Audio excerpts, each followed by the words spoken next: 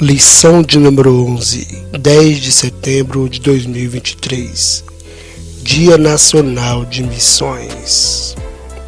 Cultivando a convicção cristã. Textuário: porque a nossa exortação não foi com engano, nem com imundícia, nem com fraudulência. 1 Tessalonicenses capítulo 2, verso 3. Verdade prática: o cultivo da convicção cristã é imperioso para a prática e a defesa da fé em tempo de adversidades. Introdução. Diante das incertezas atuais e dos ataques às doutrinas bíblicas, é indispensável ao crente cultivar uma profunda convicção cristã. 2 Timóteo, capítulo 1, verso 12 e 14.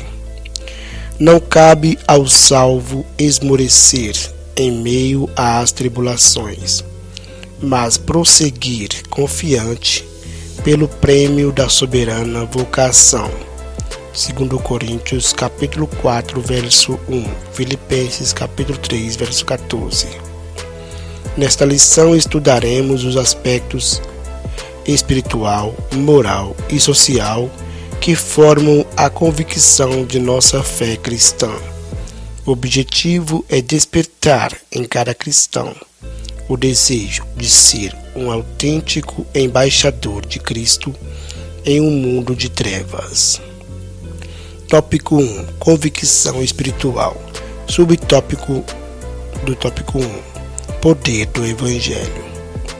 Por orientação divina, o Evangelho foi programado na Europa. Paulo teve uma visão em que um homem lhe dizia: passa a Macedônia e ajuda-nos. Atos capítulo 16, verso 9. A partir dessa revelação, a mensagem da cruz foi anunciada em Filipos e depois em Tessalônica. Atos capítulo 16, versos 10, 12, capítulo 17, verso 1.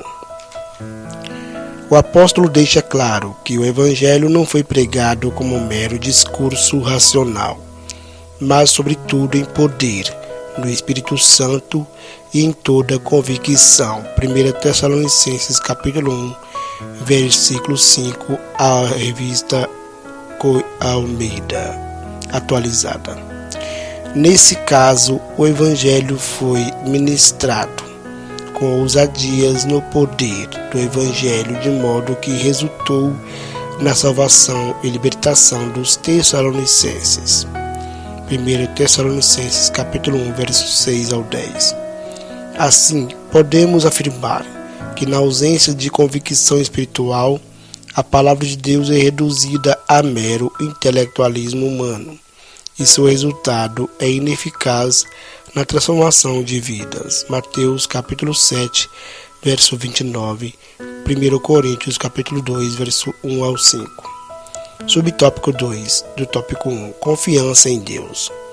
O apóstolo declara que, mesmo tendo padecido e sido agravados em Filipos, sua fé não estava abalada. 1 Tessalonicenses capítulo 2, versículo 20, capítulo 2, verso A, parte A.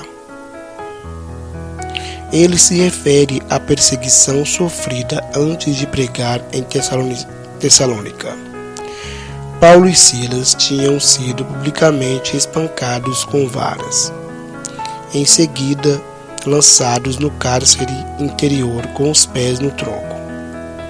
Atos capítulo 16, versos 22 e 24. Todavia, apesar de feridos, perto da meia-noite, oravam e cantavam hinos a Deus. Atos 16, 25. Após essa severa provação, não esmoreceram, mas impelidos pelo Espírito, vieram a Tessalônica. Na cidade, em meio às suas lutas, e com ousada confiança, anunciaram a Cristo. 1 Tessalonicenses capítulo 2, versos 2, parte B.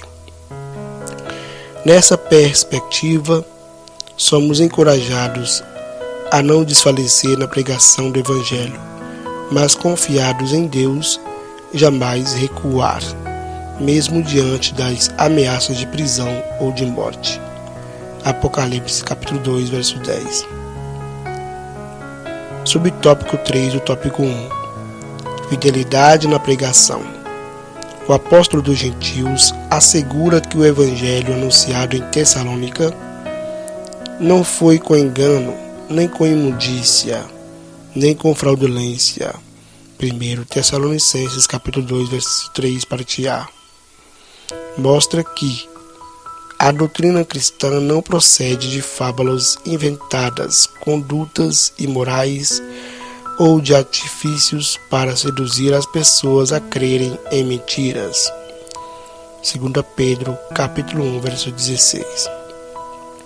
Ao contrário, Paulo declara que o Evangelho é de Deus e que o próprio Deus o comissionou como arauto, não como para agradar aos homens, mas a Deus que prova o nosso coração. 1 Tessalonicenses capítulo 2, versículo 4, parte B. Dessa forma, o propósito do apóstolo não era o de satisfazer seus ouvintes com falsos discursos. Tiago capítulo 1, versículo 22. Nesse sentido, somos exortados a manter fidelidade na pregação, repudiar os falsificadores da palavra de Deus e anunciar Cristo com sinceridade. 2 Coríntios capítulo 2, versículo 17. Tópico 2. Convicção moral. Subtópico 1 do tópico 2. Retidão nas ações. A conversão opera a transformação moral na vida do crente salvo. 2 Coríntios capítulo 5, versículo 17. Desse modo, a Bíblia orienta, dentre outras recomendações, a deixar a mentira e falar a verdade. Efésios capítulo 4, versículo 25. Deixar o furto e ser honesto. Efésios capítulo 4, versículo 28. Não pronunciar palavras torpes e dizer apenas o que edifica. Efésios capítulo 4, versículo 29. Nesse aspecto, o apóstolo Paulo reivindica a retidão das próprias ações ao afirmar: nunca usamos de palavras lisonjeiras, nem houve um pretexto de avareza. 1 Tessalonicenses capítulo 2, versículo 5. Aqui ele enfatiza que jamais usou de falso sentimento para obtenção de favor. Assim assevera que sua motivação era desprovida de ambição financeira. Somente o falso cristão é que busca poder e influência por meio da bajulação mentirosa. Romanos capítulo 16, versículo 18. Logo, a conduta de retidão é uma virtude do crente regenerado. Colossenses capítulo 3, versículo 23, 1 João capítulo 3, versículo 18. Subtópico 2 do tópico 2. Reputação ilibada. Considera-se portadora de reputação ilibada a pessoa de reconhecida idoneidade moral. Atos capítulo 6, verso 3. Veja como Paulo avalia sua reputação com esta frase: não buscamos glória dos homens, nem de vós, nem de outros. 1 Tessalonicenses capítulo 2, versículo 6, parte A.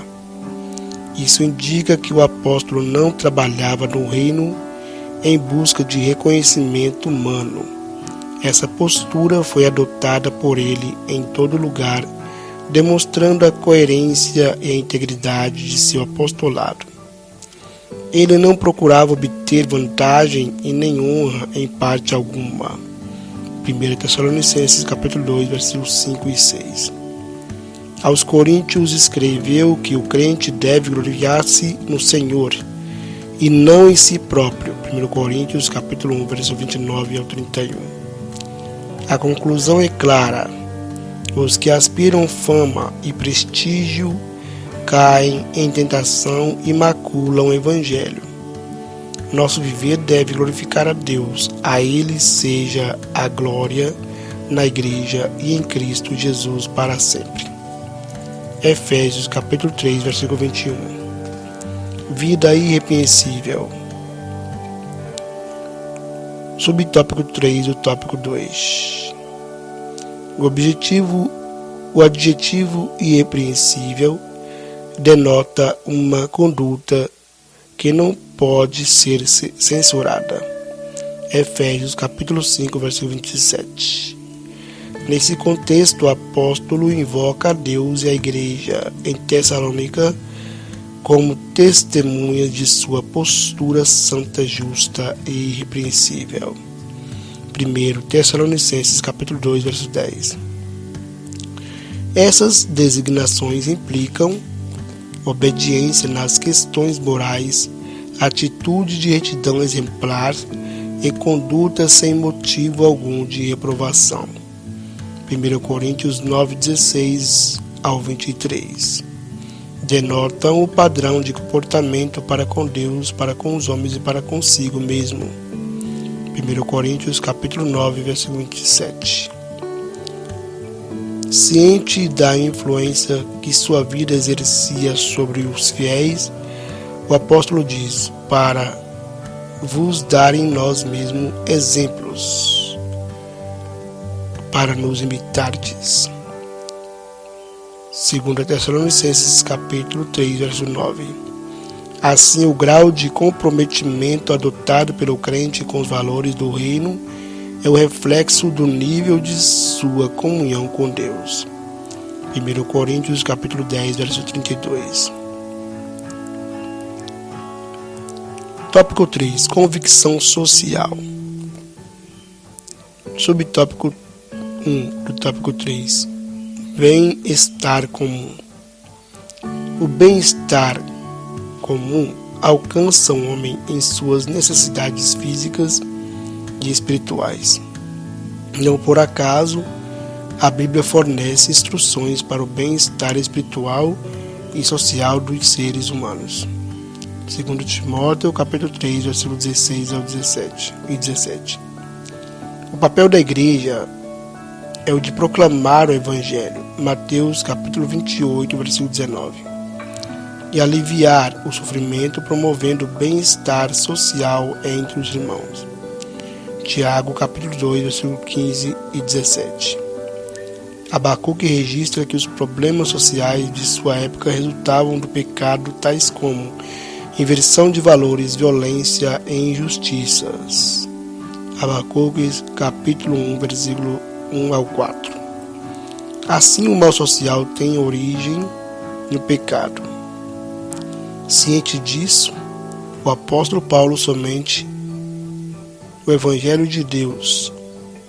Ciente disto, o apóstolo Paulo escreve: quiséramos comunicar-vos não somente o Evangelho de Deus, mas ainda as nossas próprias almas. 1 Tessalonicenses capítulo 2, verso 8. Esse sentimento é comparado ao cuidado de uma mãe que se preocupa e protege os filhos. 1 Tessalonicenses capítulo 2, verso 7. Também é equiparado ao procedimento de um pai amoroso que se interessa pelos problemas dos filhos. 1 Tessalonicenses capítulo 2, verso 11, parte B. Era assim que Paulo encorajava, confortava e servia de exemplo à igreja. 1 Tessalonicenses capítulo 2, verso 11, parte A. Nessa direção, o dever cristão engloba a moral e o social. A dedicação exclusiva de uma parte em detrimento da outra não retrata o Evangelho de Cristo. Tiago, capítulo 4, verso 17. Subtópico 2 do tópico 3. Dedicação altruísta. O apóstolo se dedicou com profundo altruísmo na pregação do Evangelho. Atos capítulo 20, versículo 24. Apesar do direito inerente ao seu apostolado, ele decidiu nada receber, ainda que podíamos, como apóstolo de Cristo, ser-vos pesados. 1 Tessalonicenses, capítulo 2, verso 6, parte B.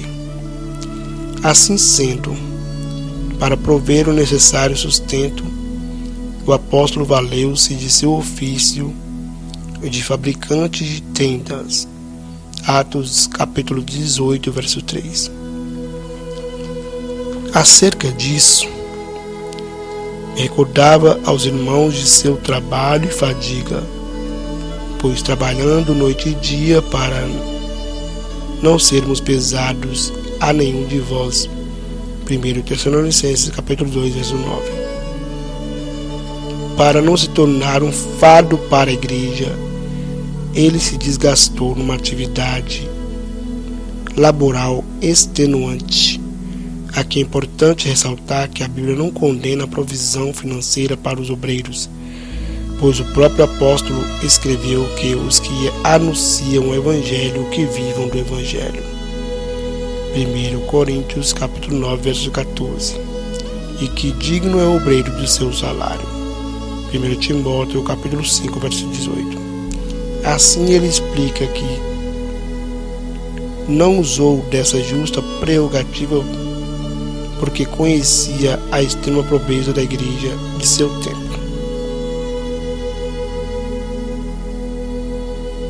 2 Coríntios capítulo 8, versos 1 e 2. Que suportou as restrições financeiras para não criar obstáculo ao Evangelho. E que tudo fez para ganhar o maior número de almas. 1 Coríntios capítulo 9, versículo 11 e 12. 1 Coríntios capítulo 9, versículo 19. Nesse sentido, aprendemos que o amor sacrificial e o trabalho voluntário e desprendido são essenciais para o crescimento do reino e devem fazer parte de uma profunda convicção cristã, como contraponto claro ao espírito da Babilônia, que é o oposto do altruísmo cristão. Conclusão. Paulo foi submetido a uma série de provações durante o seu ministério. 1 Tessalonicenses capítulo 2, verso 2. Não obstante, ele nos deixou exemplo de intensa convicção de nossa eleição em Cristo. 1 Coríntios capítulo 11, versículo 1. Destacam-se sua convicção espiritual resultante do poder do Espírito, 1 Tessalonicenses capítulo 2, versículo 4, sua convicção moral como reflexo de temor a Deus, 1 Tessalonicenses capítulo 2, versículo 5, e sua convicção social demonstrada pela abnegação em servir, 1 Tessalonicenses capítulo 2, versículo 9. Ratifica-se que em nossos dias carecemos dessa firme convicção em defesa dos interesses do reino de Deus na terra.